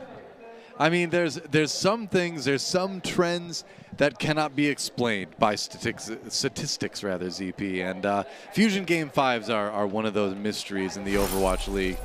Some chuckles on the faces of the Fusion players, though. They know they're not down and out yet. And We talked a little bit on Kings Row too about the ability to do a little bit of limit testing maybe and seeing what they do against what they can do against Pharah with the position they're in the series overall. So obviously they lost that map, but we'll see if they can come back and win the series here on Junkertown. Philadelphia will again be starting out on the defense, and until last map anyway, they seem pretty happy doing that. Yeah, because they're playing the Mei here, they're probably going to be playing this more or less being building commandos, where you use the wall and just stall out the payload inside the build. It'd be really annoying to get through. And the one upside about doing this is that if they're expecting something like a double long-range hit scan, which right now might not be the case, Jinmu showing Doomfist, but it definitely doesn't give Leave a lot of opportunities when everyone's just going to be here to the left side, huddling for cover. And yeah, we already got some swaps coming out. Indeed. Hunter's on the attack. Veltal over to the Mercy now. We've got Monk on the Ana, and Jinmu again on the Pharah. Something that Philly seemed to struggle against. We'll see if he can make them work just as hard to try to beat it this time. Yeah, I mean, the problem here is that this is almost like trying to attack Nepal Village, where, the Fusion, they've camped out, they put up their tents right here on the left-hand side. They go, all right, please come remove us. However, the bio nade that hits just about everyone, that's a good way of removing. That's the eviction notice, Noah, and it's been served with prejudice. So. Oh, boy. Yeah, there's not much choice there. Alarm just kind of bouncing around, trying to get something going before he gets taken out. The thing is, if it wouldn't have been a great bio nade from Monk, it would have been the barrage from Jinmu anyway, right? You put enough pressure on Hotba that the defensive matrix isn't up, then you go in there and barrage. Effectively do the same thing. So even better for Hunters that they didn't have to use an ultimate to do it. Oh, Mono caught unawares by the arrow from Leave, and he is really close to Dragon Strike as well. So Hunters with a great start here on A. Yeah, also, they haven't gotten as much payload progress as they'd like, but holding in the building is going to be really hard now that they've lost the first fight. They did get enough ult-wise of Fusion. Oh, there's Barrage. See, that's the upside of Bionade. They get to use the Barrage here, Noah, and not earlier in the map. So yeah, I think it's time to let the Mei go. That's what I'm going to say as far as Fusion goes. I am wholeheartedly in agreement with you. But, props to the Hunters for putting on one of the most classic ultimate control zone management shows we've seen in a while, where it's a good old use a Hanzo arrow to force people into an unfavorable position against a different ultimate, in this case the barrage. Jinmu with a kill onto Funny Astro already, and Philadelphia Fusion, triple kill for Jinmu, and Philly's struggling hard here. I feel like Philly is right this comp going, we're gonna test Jinmu to see if he'll miss shots. It's like, Fusion, I don't know how to tell you this, he's not missing shots. You are letting a Pharah do whatever the Pharah wants to do, and this has been tough. And Jinmu's been killing it, obviously. So I think after this next fight, well, it's like we talked about too, that Among and Late Young are doing a good job of just staying nearly on the payload, but also causing enough distraction to give more room. Right? Alarm with the kill on the Jinmu, they needed that, but the res comes in. Yveltal pays for it though. Alarm with another one. Bloodthirsty support, kind of putting the game in his own hands, and Philadelphia Fusion finally get a stop on the payload here. Jinmu though takes down Alarm as a parting shot, and it'll take Alarm a little bit to get back over onto payload. Now the upside here for Fusion, the one reward for sticking on the Mei as long as they have, is that they can still try and take cover here, drop the Blizzard as Chengdu goes in, but all the while they still don't have a lot of great responses to Jinmu. It's Hoppa, just about Hoppa only, and maybe a few parting shots from Alarm. Yeah. Maybe you can find an angle where Jinmu can't escape from the self-destruct, but it's a little bit rough right now. Leave just gets a kill, and why not? The damage dealer's combining with another couple ultimates for another couple kills. And that's all you need to take B. They do lose Yveltal to the self-destruct, but Jinmu is just absolutely crushing them again. That's 3 kills in that fight before he finally goes down. I don't like this comp from Philly. I really don't like this comp. The strategy of just going, Pharah, fly high, do whatever you want.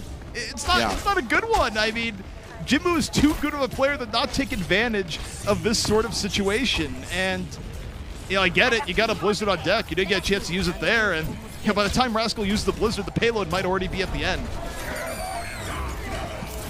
All right. Slam comes in from Mono, but not much of a follow-up. In fact, they lose Funny Astro to the minefield anyway, and here comes the Blizzard from Rascal, but it feels like it's just kind of desperation here. Yeah, he's going to go down. You got to swap, right? You have to swap off of this Mei. I mean, this is... One would think. Yeah. The strategy of letting Pharah do anything. I mean, there's one swap. I think they still need some other pieces here. Carpe, though, won't be swapping until the EMP is done, but this is just constant staggering from, a compositional mismatch. And I mean, it's Chengdu. I don't think that this was a surprise. Yeah, I agree. I mean, it worked on Kings Row. You know you can do something very similar on Junkertown, and they are putting it into action, and nobody can handle the Jinmu.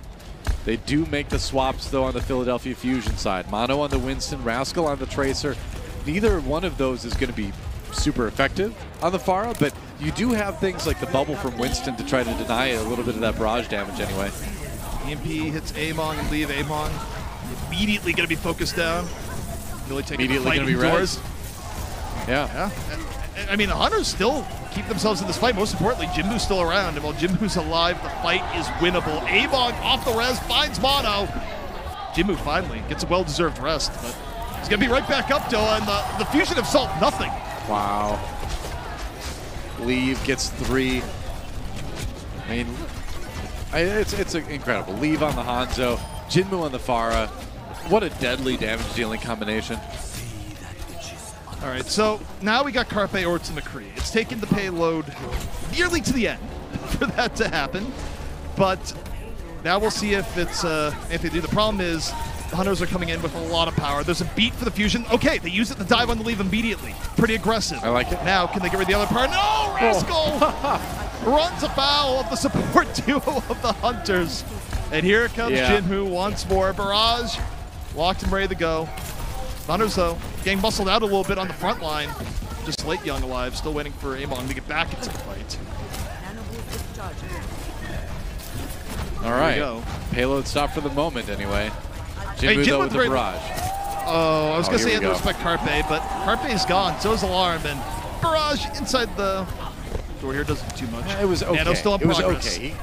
He got a couple, and it seemed good. Leave gets rezzed as well by Veltal. Jinmu's still unable to be stopped at the moment, too. Yeah, nothing bad is going to happen to Jinmu right now, the way things are going. Carpe's back in, lands one shot. But the Hunters completely spoiling the payload. The only good thing you say for the Fusion is that they've bought a lot of extra time. They've dragged this out. And the Hunters still have to be a little bit careful. They lose late Young. They haven't gotten a pick in a while. Yeah. They can't lose anyone else from the front line.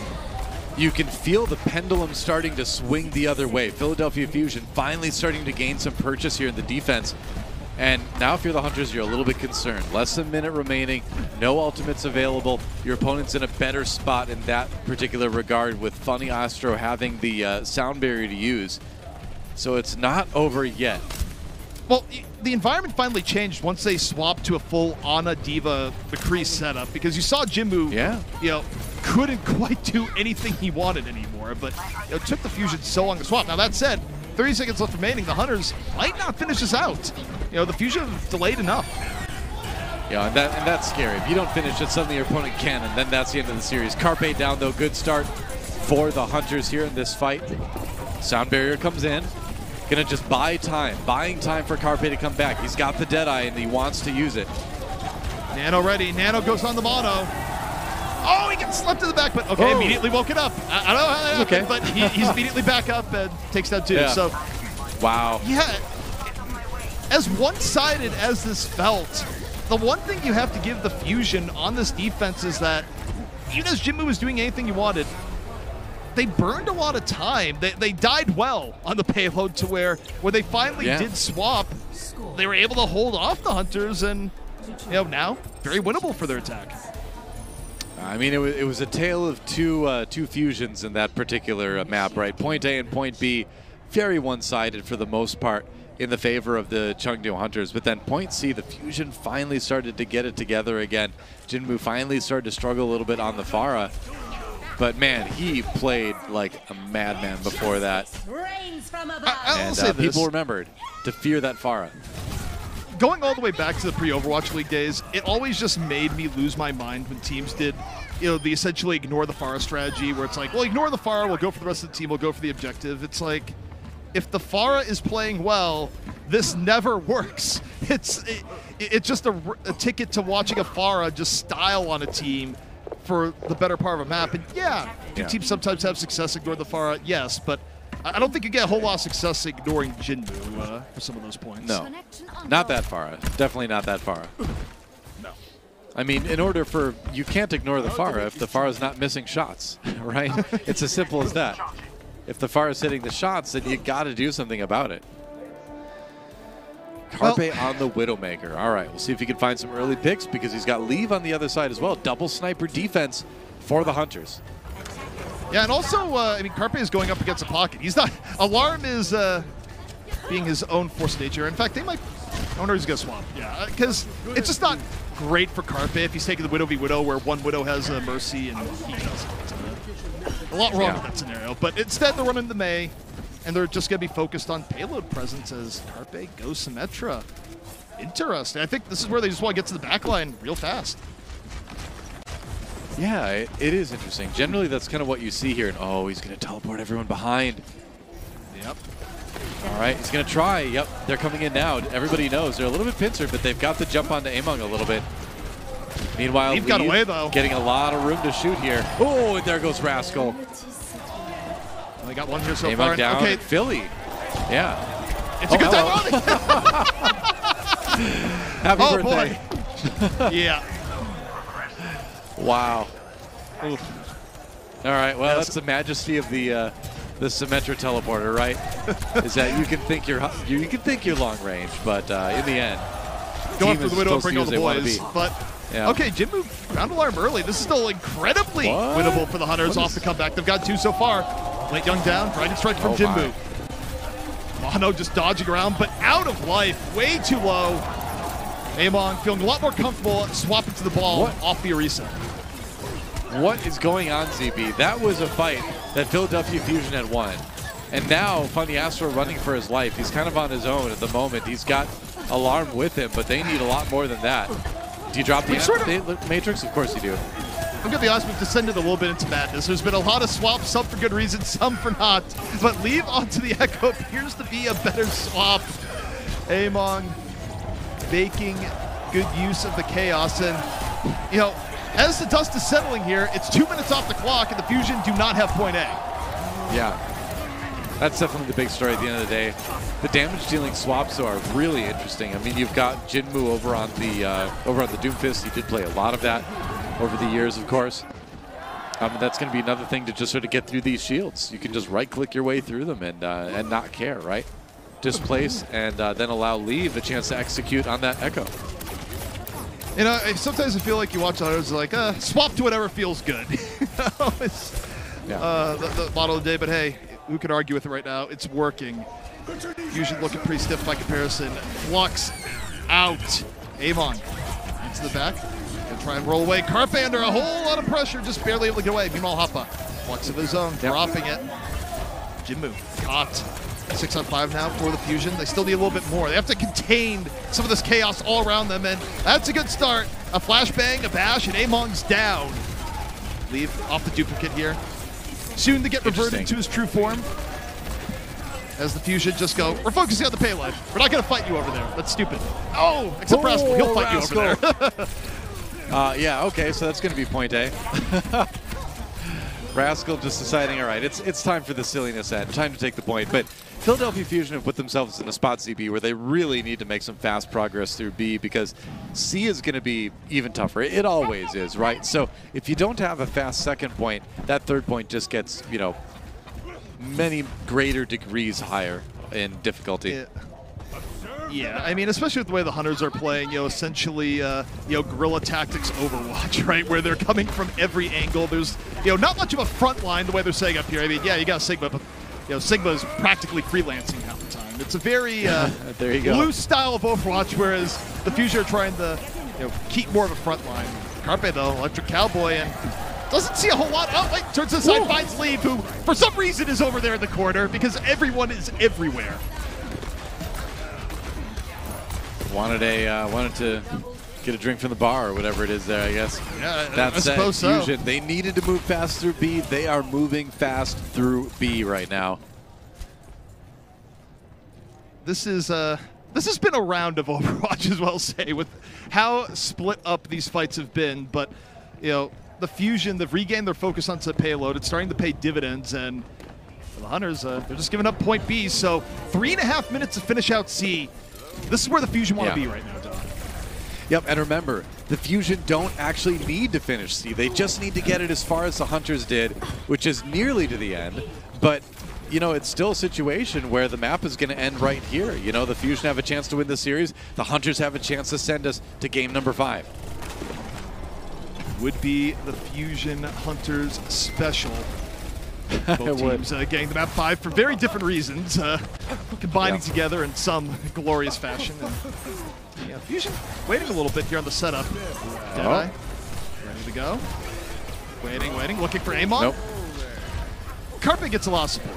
I just have to say, there's security detail around Carpe. Amon deserves that support. Yeah. Okay, so Funnyastro though gets clipped 5-on-5. Appa waiting. Lands, goes for the flux. He's just going for the finish and takes down Late Young immediately. Didn't want to wait. Meanwhile, though, I think Hotba knows that they just need to push that payload nearly to the end. Accretion misses, but ooh, that was a very close affair. Hotba nearly finished off lead. Wait, another nano. Alarm. You can't build this quickly. Hotba. Well, it's not going to do a whole lot. It's like, well, I guess I'll get rid of it. Yep. You're right, though. The Fusion, they're prioritizing payload progress right now. That's been the main thing. Still 2 minutes to go, and ooh, they catch Monk.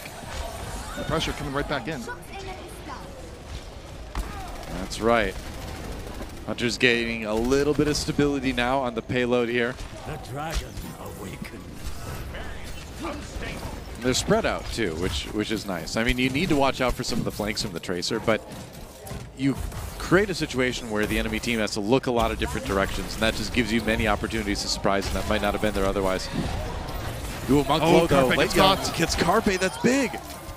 Yeah, and now this is putting this just about in the one-fight territory. It's not quite there yet, but very soon, Doa, the way this is going. The Hunters, though, they've fought it back. And, you know, the problem that the Fusion is running into, that they've run into a lot in this map, is that there's no, like, definitive front line for the Hunters. They're just all spread out, and, you know, there's DPS threats everywhere. And it has not played well to running a McCree comp, I have to say. Yeah, I mean, the thing you'd probably want in this situation is dive, right? Pick someone, go all in, cause a 6v5, but when you're playing this comp that's a little bit more plotting, a little bit more methodical, you really leave yourself open to taking fire from all sides, and then leave and Monk pick up kills. That's just what happens.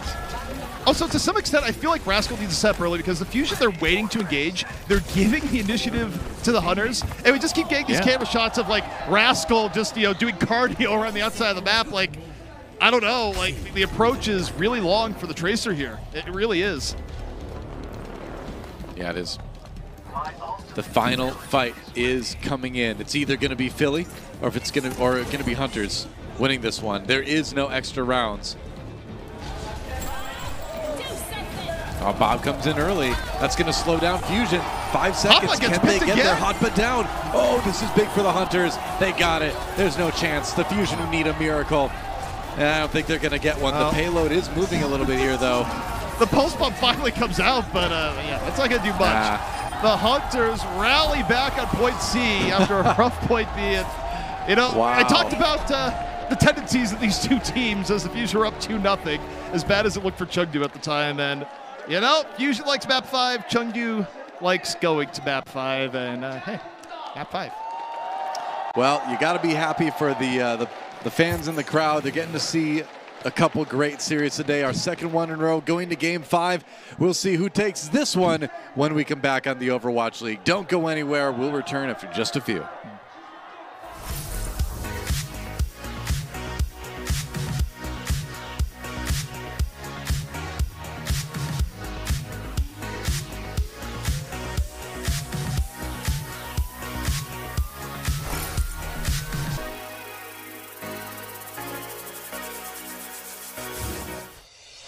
Coca-Cola is the official refreshment of the Overwatch League.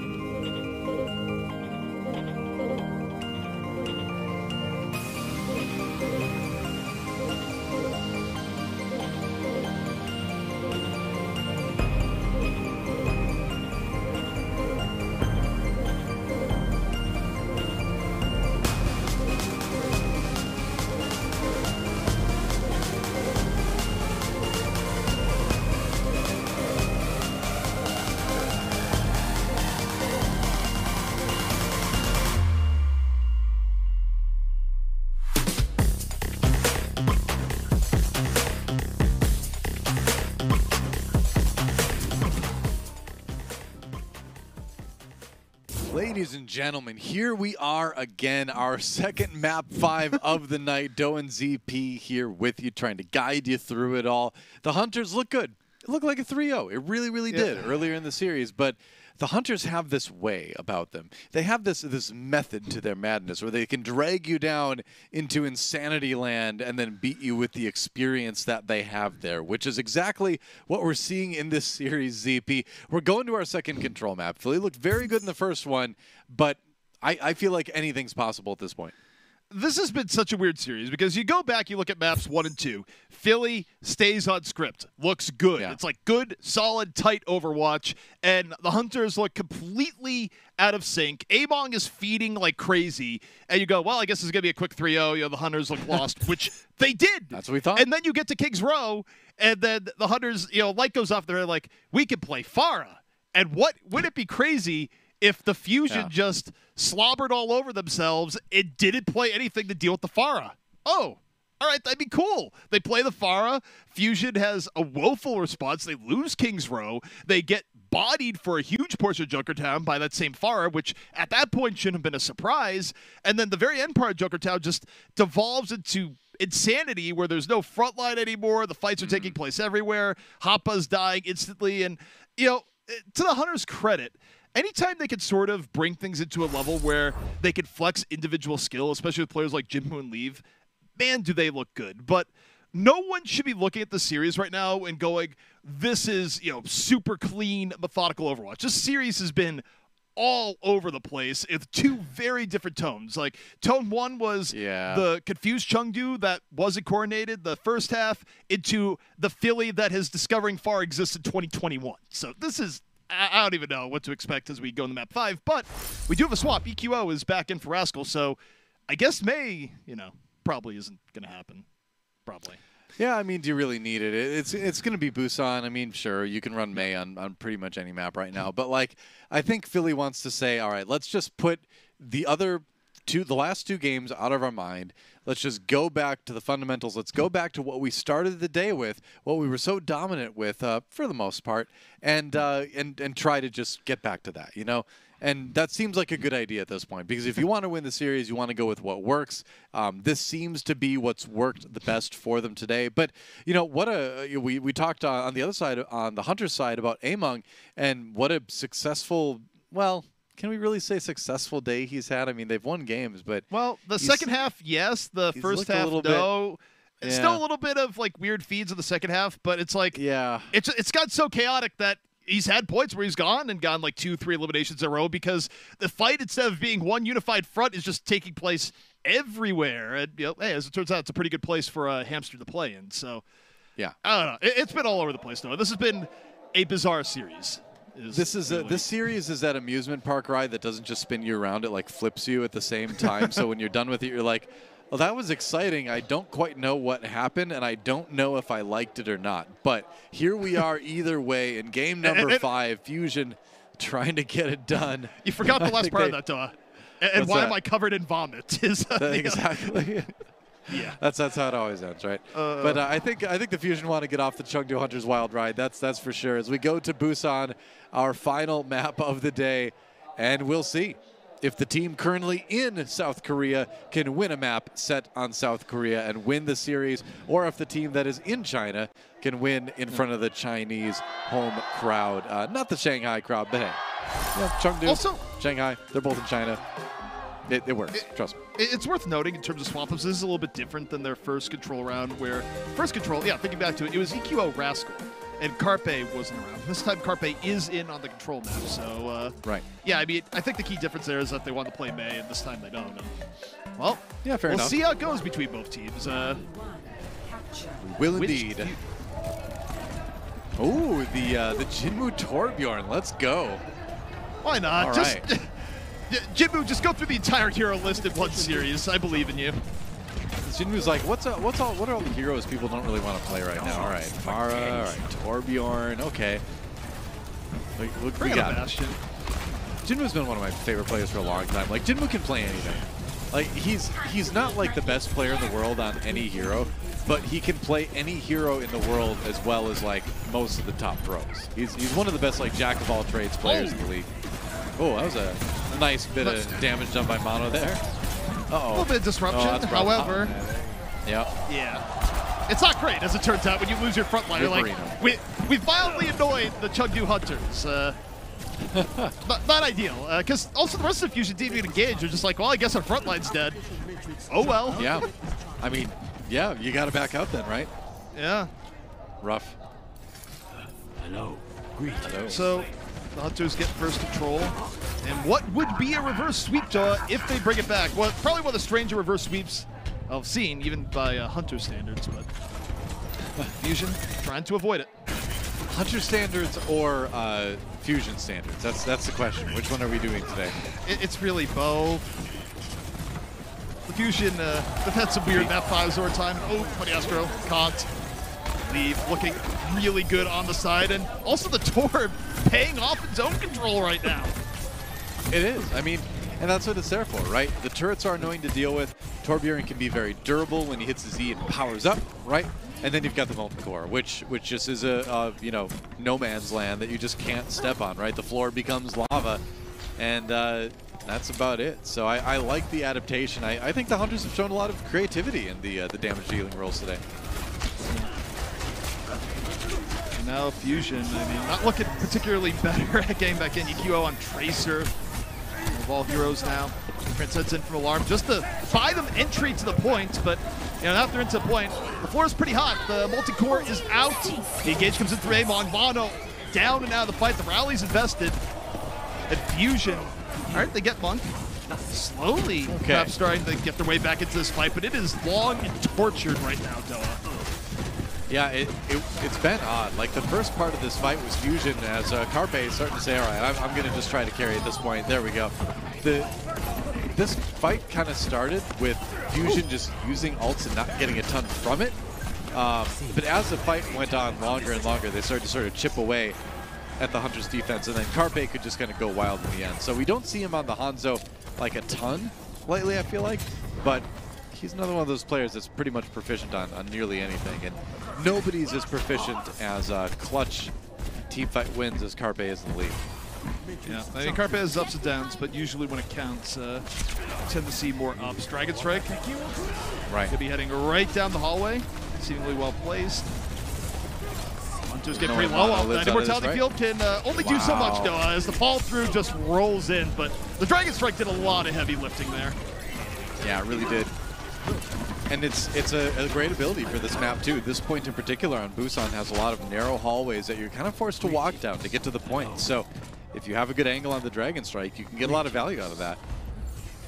This would be so weird. If the Fusion were so far behind here, the Hunters only need one fight, and yet right now the Fusion holding, you know, Flux comes out from Light Young. This point, EQO, he's back. Well, meanwhile, the Light Young was able to fight Carpe. Both teams down to DPS. EQO going to have to do even more heavy lifting here. Light Young working around the side, looking for Funny Astro. Funny Astro going, nope, I'm just going to hide over here. Thank you very much.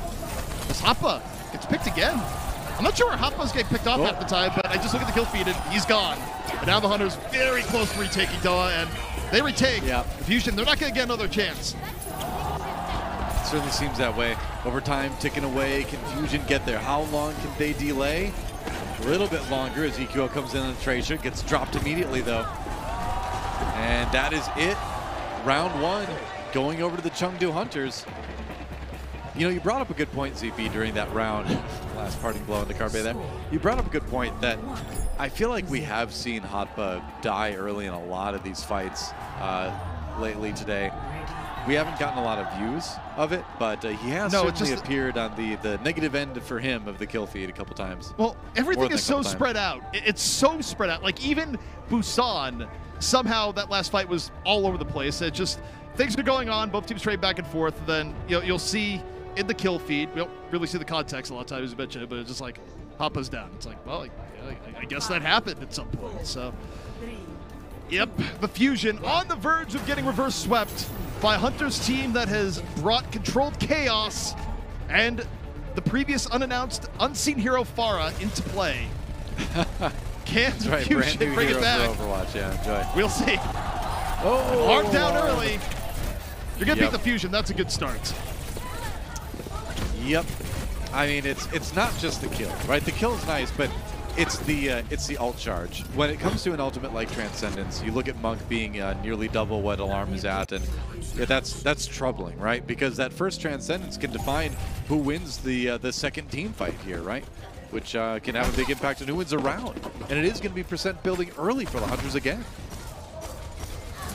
And, I mean, this is not a good place to be in for the Fusion. The upside is Carpe's building MP pretty quickly. The problem is that Mono just gets caught.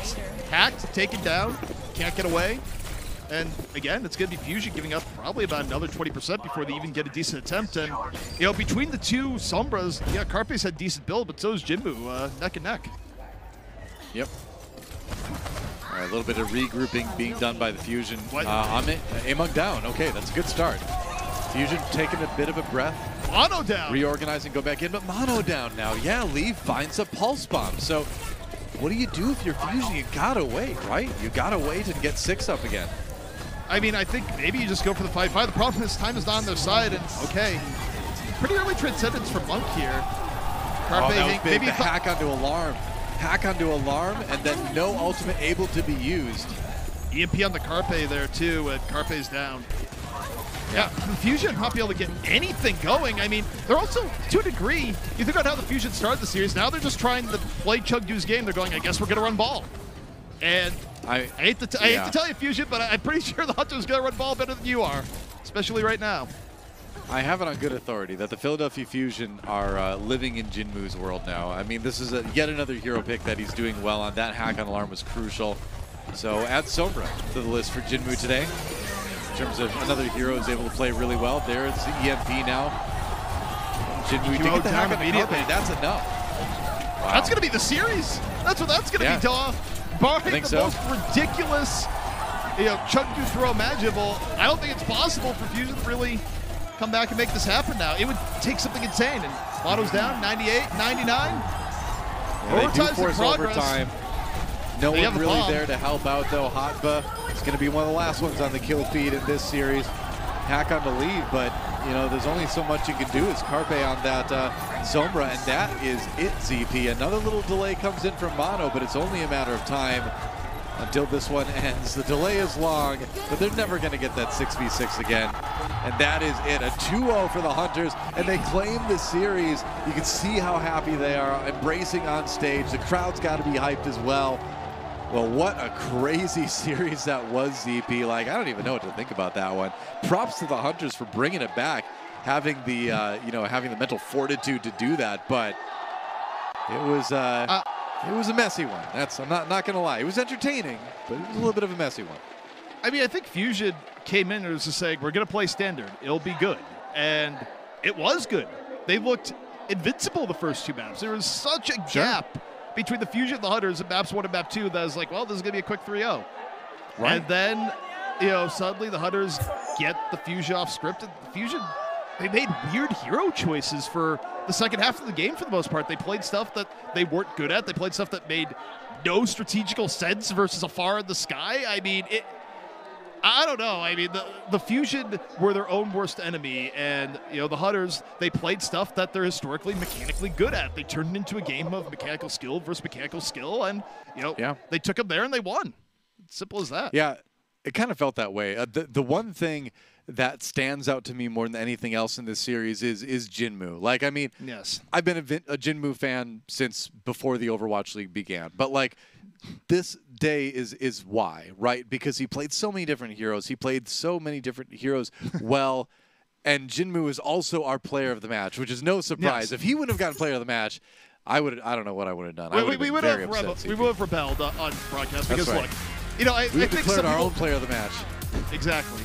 I mean, God, you look at Jinmu here. I mean, look, some people say, look, you can't give him too much credit because he is playing a hero that was just recently brought to the game in Pharah. I mean, clearly people are still trying to figure out how to work around it. Certainly the Fusion are, but I mean, look, the Pharah play was excellent. And even if the other team is saying, we don't want to respect that, we don't want to run good counters versus it, you still have to be incredibly good to make it work. And Jinmu, you said it over the course of the broadcast, styled over the Fusion for really the latter half of the series. And this is one of those things where Fusion look back and go, what went wrong? And I think number one is, I think we got to work on our air game just a little bit. Yeah. I mean, it's like I said with Jinmu before. I mean, if everybody loves their tier list these days, right? And like, I wouldn't put Jinmu as an S tier on any hero in particular, but I think he's like A or at least A- on every damage hero in the game. This guy can just play anything. And this is a tool in the toolbox of the Chengdu Hunters that maybe is a little bit underutilized from time to time. And I think this is a reminder that you can do a lot of really unique stuff when you've got someone like Jinmu on the team. And hopefully we see more of that in the future. Well, you know, it kind of reminds me almost of stuff that goes on in the fighting community, right? Where, you know, there's this idea of checking people where, okay, are they actually good enough to beat, you know, relatively straightforward, maybe cheesy stuff, right? And sure. You don't have to play your real game. You don't have to treat someone like a real opponent if really you just, hey, you can't beat the simple thing? Well, we're just going to keep running it at you. Why do we have to assume that you know how to beat Pharah if clearly you don't? And you know, that's kind of the situation we ran into. Yeah, it's kind of shocking. But it was entertaining. Jinmu, again, our player of the match, presented by Xfinity, and it's cool to see. It's cool to see a player like Jinmu continuing to kind of like find success on an individual level as his career goes on, because it's getting to be a pretty long one. But speaking of long matches, that was a couple long ones as well, but we're going to take one more little break here before ZP and I are done. We're going to be back with Crunch Time right after this, so don't go anywhere. Crunch Time, and then a whole nother match. The night's not even done yet here on the Overwatch League. We'll see you in just a few. The Overwatch League is brought to you by Xfinity, the preferred internet provider of the Overwatch League.